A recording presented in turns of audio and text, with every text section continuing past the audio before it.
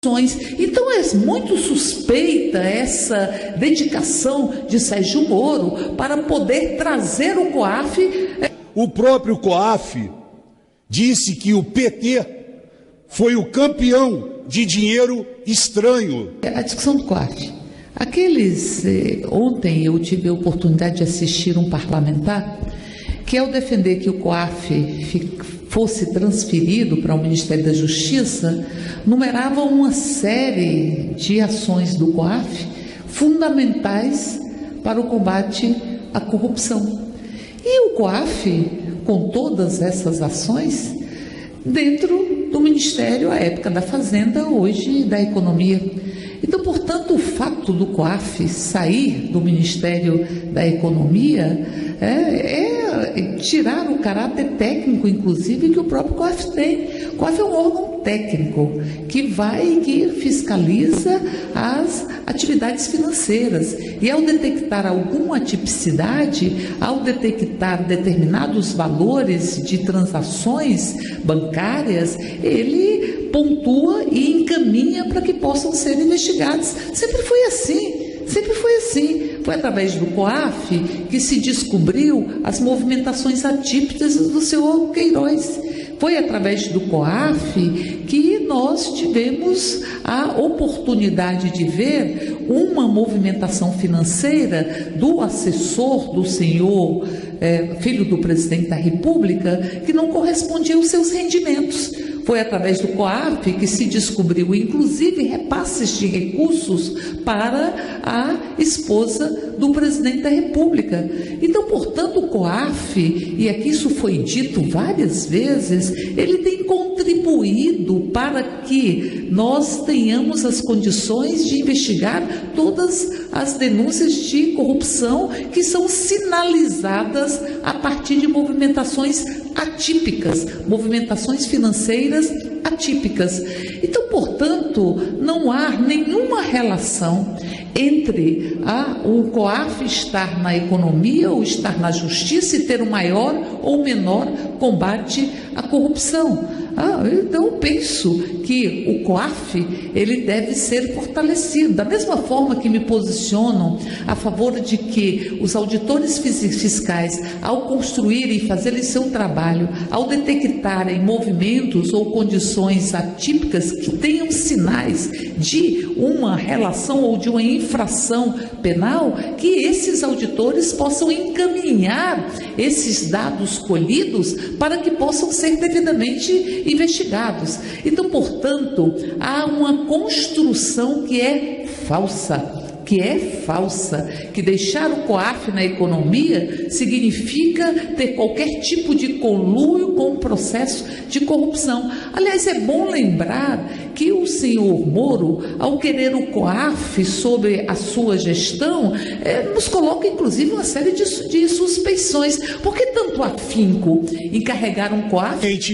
Deputados, deputadas, quero aproveitar aqui e chamar a atenção para algumas falas da nobre deputada, com muito respeito, me antecedeu, falar do COAF. Queria aproveitar e falar do COAF, que o COAF, em 2015, deputado Kim, descobriu tanta coisa, 9 movimentações do senhor Lula, Palocci, Erenice, 9 movimentações, todas milionárias.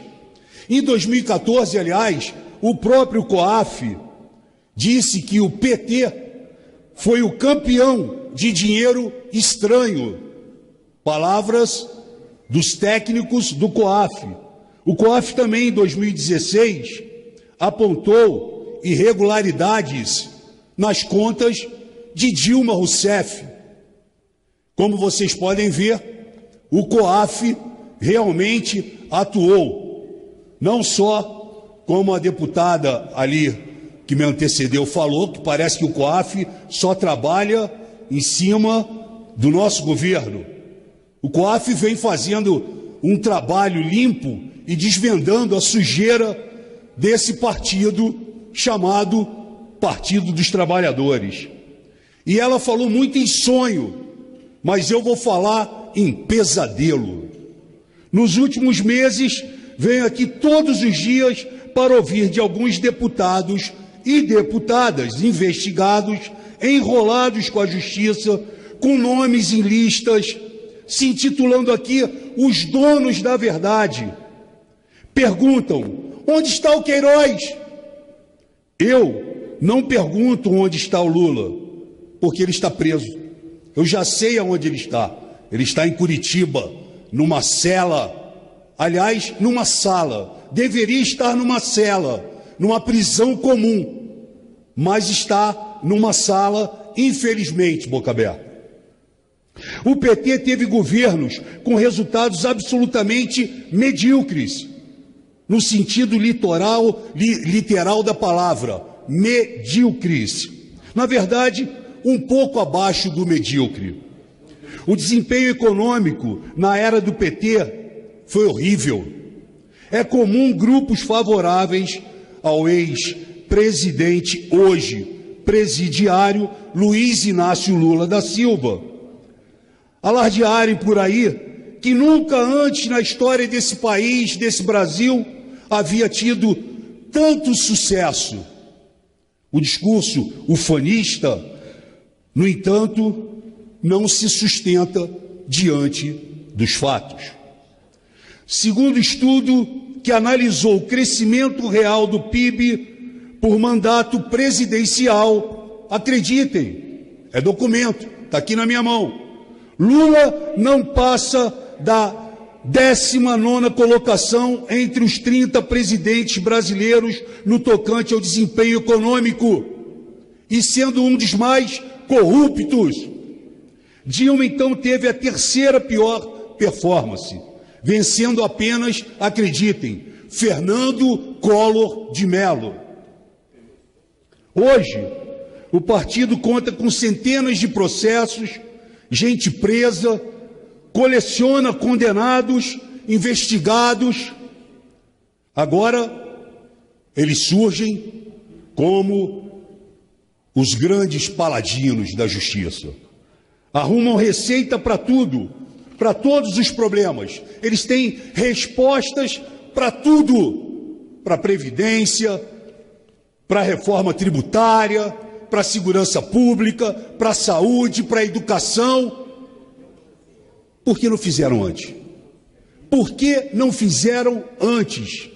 Levaram os Correios à falência, arrombaram os cofres do BNDES, criaram um caos no país, economicamente e socialmente.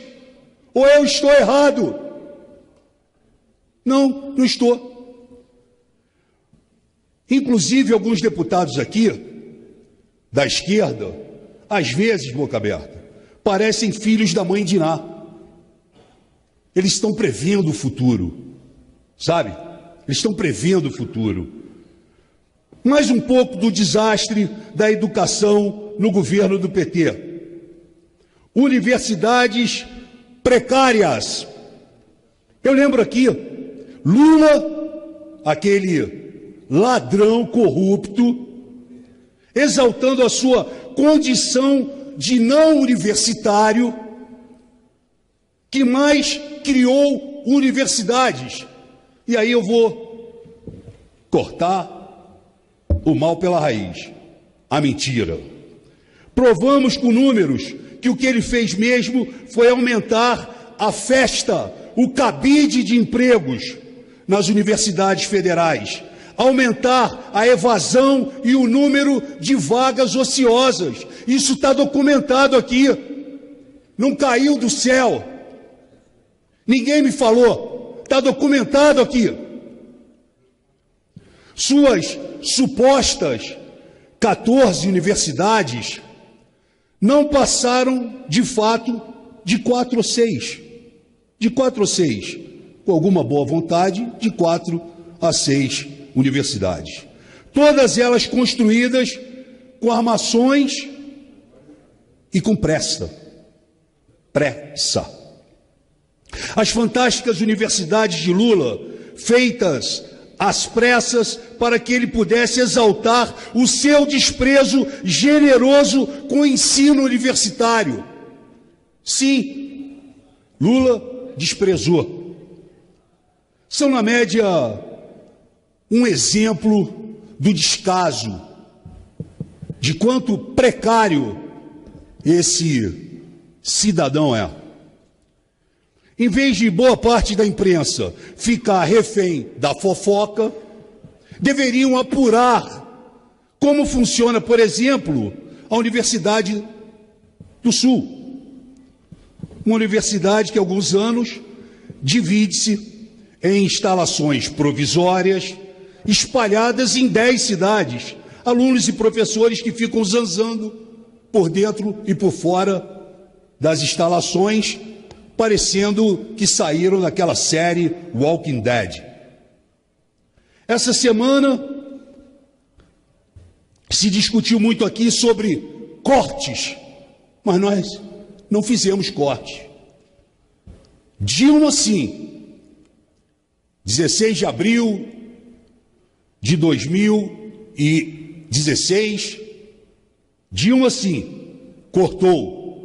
Dilma, sim, na sua primeira gestão, também cortou 21 bilhões da educação. 21 bilhões da educação. E a Uni? O deputado Kim sabe bem. A Uni recebeu 65 milhões do Lula e até hoje, não conseguiu prestar contas de 65 milhões. Já saiu a Carina Vitral, entrou a outra, e até hoje não sabemos desses 65 milhões. A farra cultural realizada na era Lula e Dilma, aí eram válidas.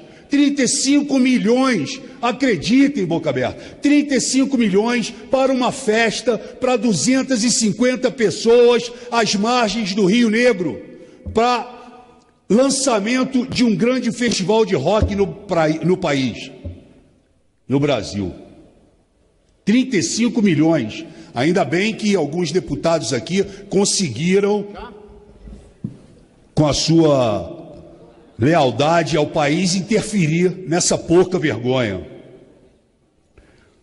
E os milhões entregues à Argentina, Venezuela, Cuba, África, investiu em metrô, trem, ponte, refinaria em outros países, não aqui. Não investiram aqui, investiram em outros países. Cuba, Venezuela, África, fizeram ponte, metrô, trem, fizeram de tudo em outros países. O PT, por exemplo, entregou o país falido. Entregou o país falido. O PT infiltrou agentes corruptos em diretorias estratégicas da Petrobras e organizou uma parceria criminosa com empreiteiras que formaram um cartel de bilhões, além de nomear corruptos para as estatais com aquele plano de poder e aparelhando todo o Estado. Quando assumiu o poder, Lula encontrou 19 mil servidores contratados. Em 8 anos, o ex-presidente levou o quadro para 205 mil servidores contratados. E depois veio a Dilma e ampliou mais este número. E apenas no seu primeiro mandato contratou logo 115 mil. 115 mil. Por isso, reclamam da reforma dos ministérios. Porque acabou. Acabou a bocada. Durante a gestão do PT, a maioria dos cargos e ministérios não foram criados com o objetivo de promover os serviços para a população, para o povo brasileiro, mas sim para contemplar interesses políticos e desviar dinheiro. A meta era alcançar cerca de 500 mil militantes pagos com o nosso dinheiro. Graças a esta política, os governos do PT conseguiram multiplicar por 5 as despesas com os funcionários, funcionalismo. O orçamento previa que o pagamento de servidores federais iria consumir 252 bilhões. E aí também a deputada que me antecedeu, ela falou sobre as manifestações democráticas que trazem a liberdade para o povo brasileiro, sejam elas quais forem, como essa que vai acontecer agora domingo,